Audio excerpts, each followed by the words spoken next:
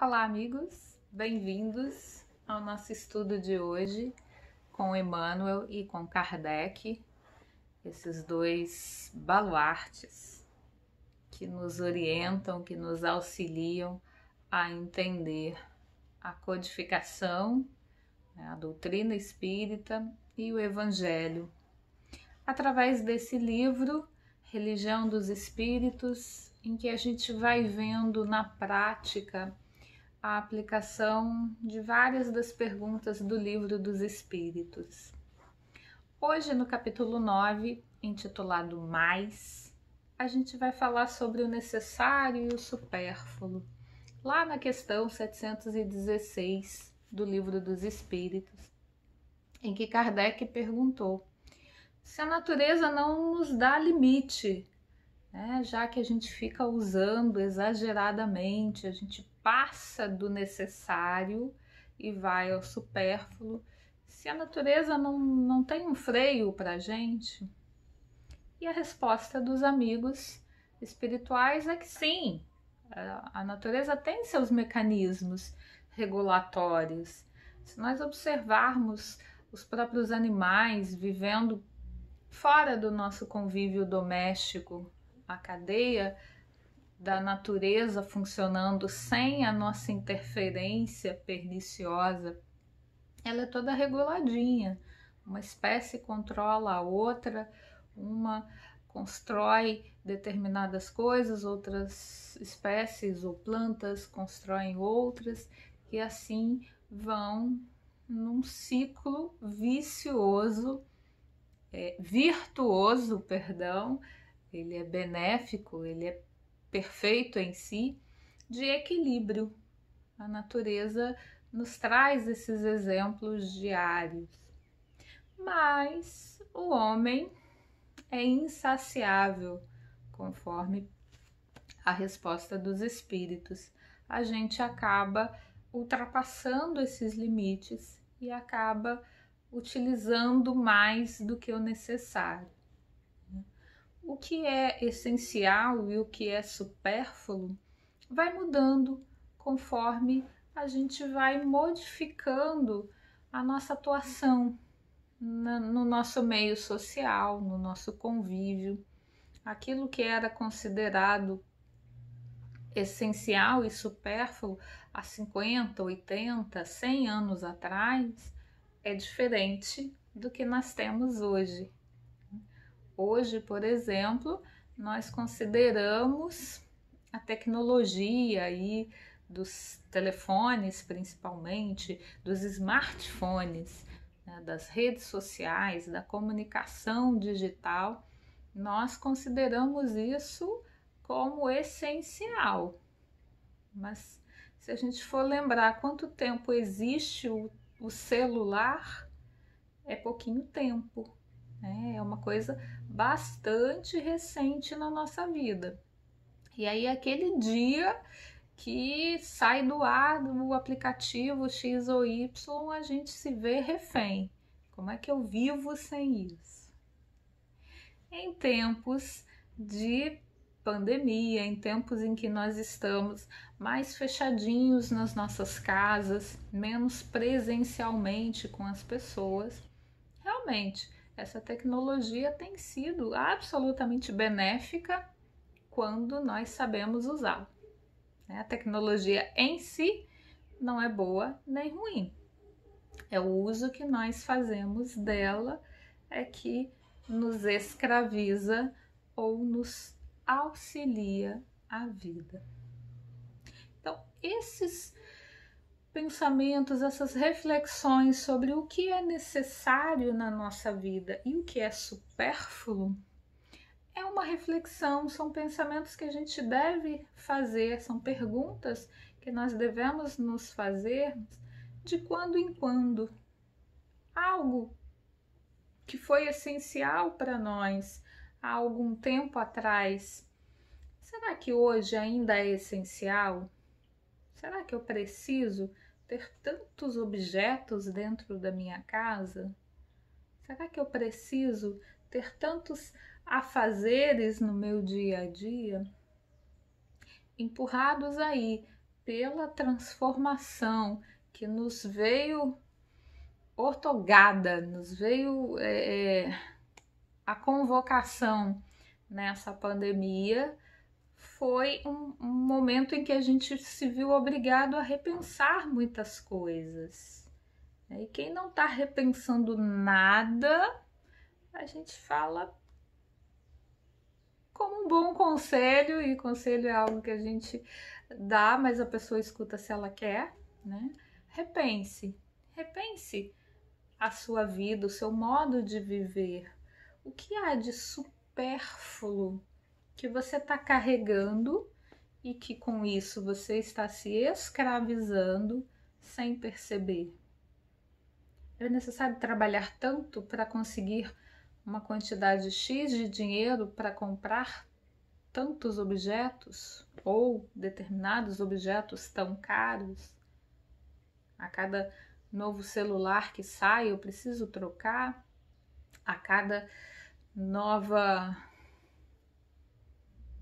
roupa ou aparelho determinado de casa que é lançado, eu preciso mesmo acompanhar essa moda tão rápida, tão faceira.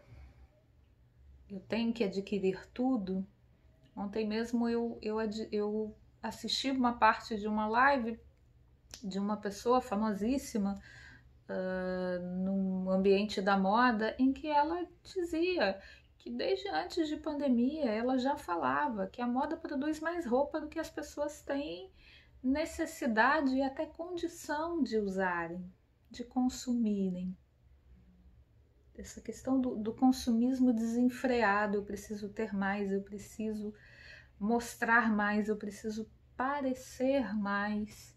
Isso nos leva a uma ação neurótica que nos traz só infelicidade. Vamos ficando cada vez mais vazios e cada vez mais cheios de objetos, de coisas à nossa volta para preencher o vazio que é dentro, que é existencial. E não se preenche nem com comida, nem com objetos, nem com relações vazias. Aquilo que é da alma. Emmanuel nos traz, no texto de hoje, um pensamento a respeito da nossa ação no mundo, do nosso papel no universo. Ele lembra lá daquela passagem logo no início da Bíblia, na Gênese, em que tem aquela pequena passagem do crescei e multiplicai-vos, onde Deus está dizendo a natureza, mas especificamente aqui analisando ao homem, a nós, homem, ser humano, a nós humanos, para que a gente cresça, multiplique, para que a gente haja no mundo. E aí essa nossa forma de agir no mundo precisa ser harmônica, equilibrada. O uso que nós fazemos do nosso planeta, por exemplo, dos recursos findáveis do nosso planeta. Como é que a gente está cuidando da água?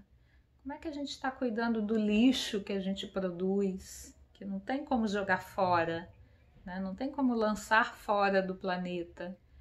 E ainda que se invente um foguete aí para jogar o lixo lá para fora do nosso planeta, ainda assim a gente está poluindo o universo. Então, nós precisamos cuidar do que nós produzimos, das nossas multiplicações físicas. Mas também há outros supérfluos, outros excessos igualmente, ou até mais, muitas vezes, mais tóxicos, que nós muitas vezes utilizamos diariamente. Aí Emmanuel está falando dos nossos pensamentos, dos nossos sentimentos e, consequentemente, dos nossos comportamentos morais.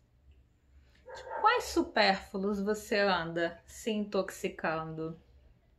Quanta bagagem você está carregando que não precisa carregar?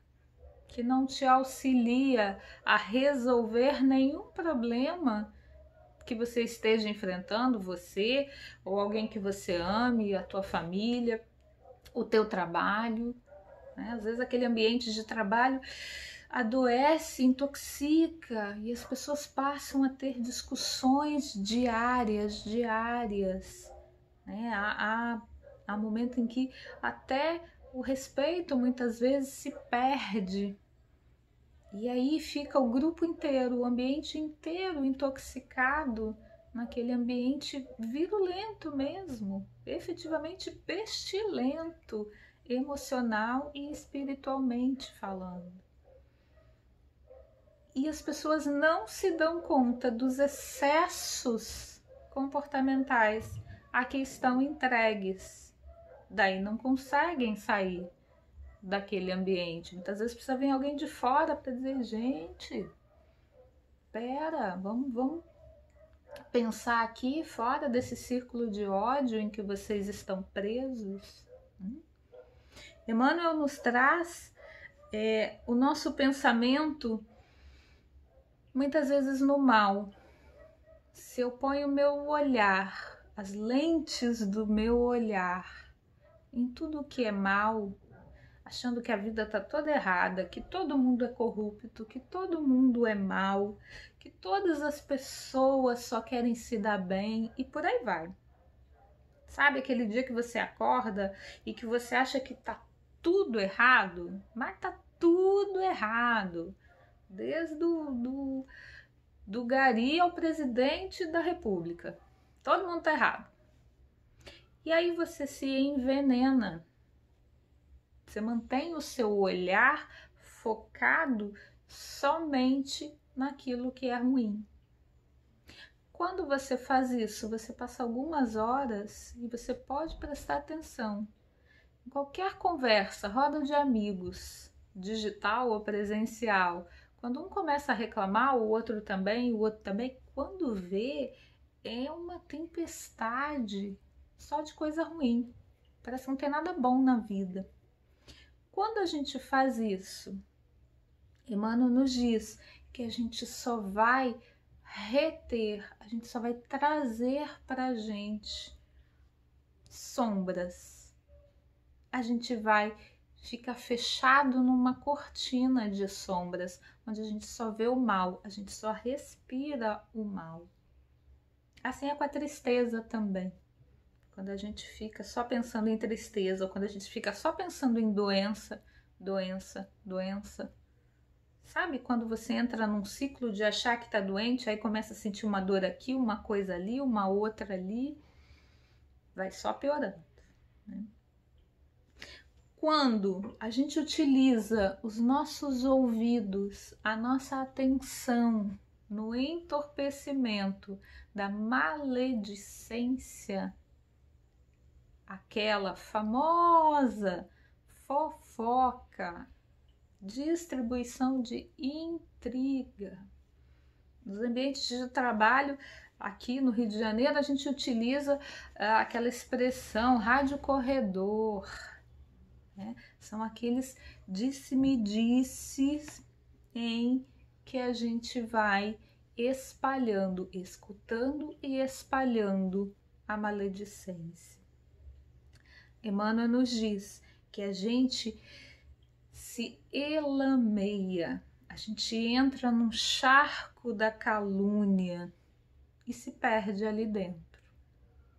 Você passa, além de caluniar o próximo, porque a maledicência, a fofoca é isso, ouvir dizer tal coisa. Eu acho que tal coisa é isso. Lembremos lá das peneiras de Sócrates. Isso que você tem, quando uma pessoa vem falar com você, ou quando você vai falar com alguém, isso é bom? Isso é verdadeiro? Isso é útil? Tem que passar nas peneirinhas. Se não passou em nenhuma, ou umazinha só que seja, às vezes é verdade, mas você falar aquilo naquele ambiente ou para aquela pessoa não é útil. Você está só lançando uma bomba, você está lançando um mal-estar para aquela pessoa, não é ela que vai resolver. Ou, como nos diz lá o nosso benfeitor querido Paulo de Tarso, né? Quando Pedro fala de Paulo, sei mais de Pedro do que de Paulo. Se eu tenho prazer em ficar falando mal do outro, eu tenho algo em minha personalidade, em meu comportamento, que eu preciso corrigir. Por quê?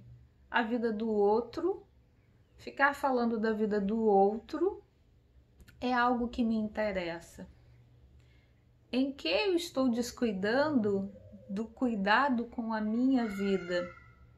Por que é que eu não estou me ocupando comigo? Estou fugindo de me olhar, olhando para o outro.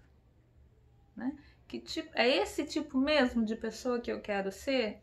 É esse comportamento que a minha consciência hoje, já tão desperta, é esse comportamento que eu quero ter?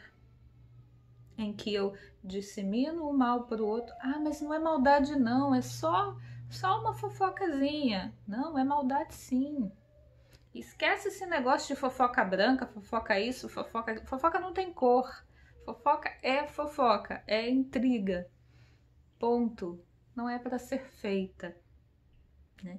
Se você vai falar algo para alguém que você não poderia falar em público, se você vai falar algo de uma pessoa que essa pessoa não pode ouvir, então não fala.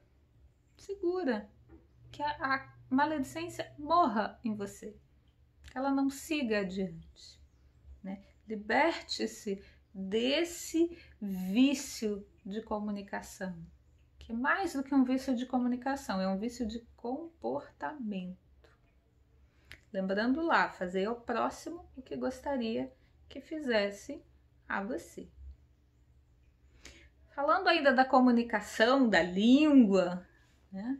Emmanuel nos traz o uso da nossa língua para as críticas incessantes. É quando a gente entra naquele módulo em que a gente põe uma lupa em todos os defeitos dos outros, ou em tudo que a gente acha que é defeito.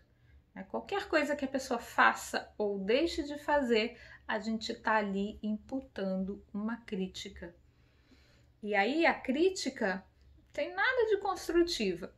Eu estou ali tão somente acusando o outro, eu estou ali tão somente diminuindo o outro com a desculpa de que é para te ajudar, de que é uma crítica construtiva.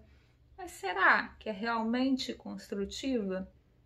Ou é o seu excesso no hábito de criticar o outro, de espetar um alfinete, um espinho no outro? Não importa se ele faz, se ele deixa de fazer, nunca tá bom. Quantas vezes a gente faz isso? Porque estamos com sentimentos dentro de nós que nós não estamos sabendo lidar. E aí, pelo mecanismo da projeção, a gente projeta tudo que está fora do lugar nos outros. A gente reclama. Aí vira aquela pessoa que as pessoas não gostam nem de chegar perto, porque já sabe que vai levar uma crítica, já sabe que aquela pessoa não vai ter nenhum comentário de bom. Né? A pessoa vai lá, faz um café fresquinho, passa um cafezinho, vem te oferecer com a maior boa vontade, e aí você vira e fala: ai, mas podia estar mais doce, ai, mas podia estar mais forte esse café. Não reconhecendo o ato do outro, a boa vontade do outro, a amorosidade do outro. Muitas vezes o que o outro nos traz não está perfeito no nosso padrão, mas a atitude por trás dele é amorosa, é válida, deve, pode e precisa ser acolhida. Até porque eu recebo do universo aquilo que eu dou para ele. Se eu só estou dando crítica, eu só recebo crítica. Porque é o que eu faço comigo também. né? Se eu tô, pelo mesmo mecanismo da projeção, se eu tô criticando o outro é porque tem coisas aqui dentro que eu não tô gostando, mas que eu não tô querendo olhar, né? Sabe aquela gaveta de bagunça que a gente sabe que tá ali no armário? Um dia eu olho, um dia eu arrumo, né? No meio da pandemia, algum dia aí eu vou arrumar essas gavetas, só que não arruma nunca, né? E aí fica aquilo ali incomodando, você fica incomodado, mas também não conserta, né? Quando a gente entra nesse estágio de uso da nossa linguagem, sempre para criticar, sempre para acabar com o ânimo do outro, com a tarefa do outro. Emmanuel usa uma expressão muito boa e muito forte. Ele diz que a gente guarda na boca uma placenta envenenada, servindo à parturição da crueldade e do crime. Placenta é onde o bebê se desenvolve. Placenta é onde ele consegue ganhar a vida. Nós estamos colocando no mundo, através da nossa fala mal utilizada, sementes vivas da crueldade e do crime. Nós somos responsáveis pelo que colocamos no mundo. E hoje em dia a gente coloca no mundo não só pela boca, a gente coloca pelos dedinhos, digitando nas redes sociais, construindo textos, destruindo pessoas. O que é que você está colocando no mundo?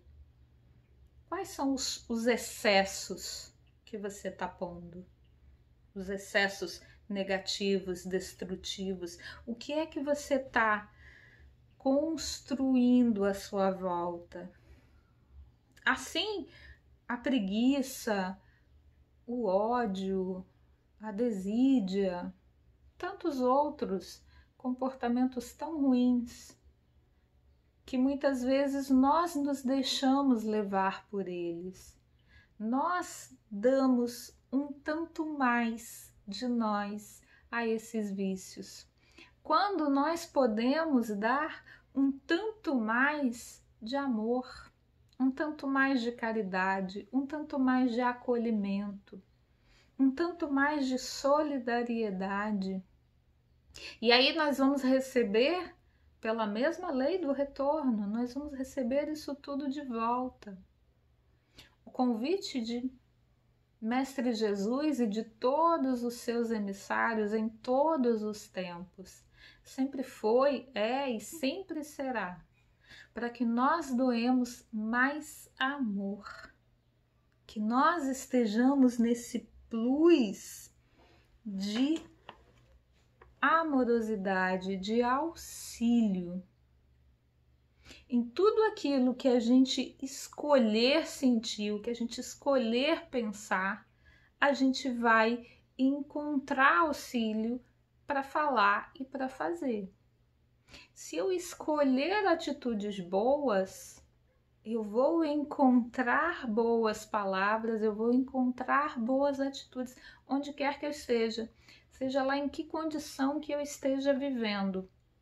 Por sintonia, eu vou encontrar, seja no plano espiritual, seja no plano físico, aqueles que vão me auxiliar e me encaminhar cada vez mais no bem. Então, o convite feito é para que a gente vigie o coração da gente, para que a gente fiscalize ainda o que a gente faz, porque a gente tem tendências ainda a muitas dessas coisas que a gente falou aqui hoje, em maior ou em menor grau. Tem coisas que a gente faz bem pouquinho, mas a gente faz. E tem coisas que em alguns momentos da vida a gente faz até bastante, mas nem só um pouquinho, não. Mas que a gente fiscalize essas nossas ações e ilumine os nossos atos, os nossos pensamentos com a luz de Jesus. Ele é o nosso guia e modelo. Ele é para onde nós estamos indo. A gente ainda não chegou lá, mas é para onde a gente está indo. Então, que a gente consiga ir treinando as nossas ações para que aquilo que a gente faça mais, aquilo que a gente passe mais tempo da nossa vida, o dia tem 24 horas, que eu gaste mais horas do meu dia, seja desperta, seja no desdobramento do sono, por exemplo, que seja na sementeira do bem, porque tudo aquilo que eu plantar, invariavelmente eu vou colher.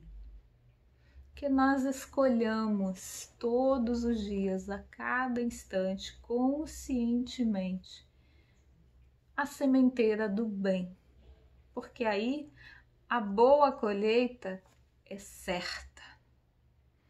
Que fiquemos então nessas reflexões de produzirmos mais no bem. E até o nosso próximo encontro com Emmanuel e com Kardec. Um abraço afetuoso a todos e até o nosso próximo episódio.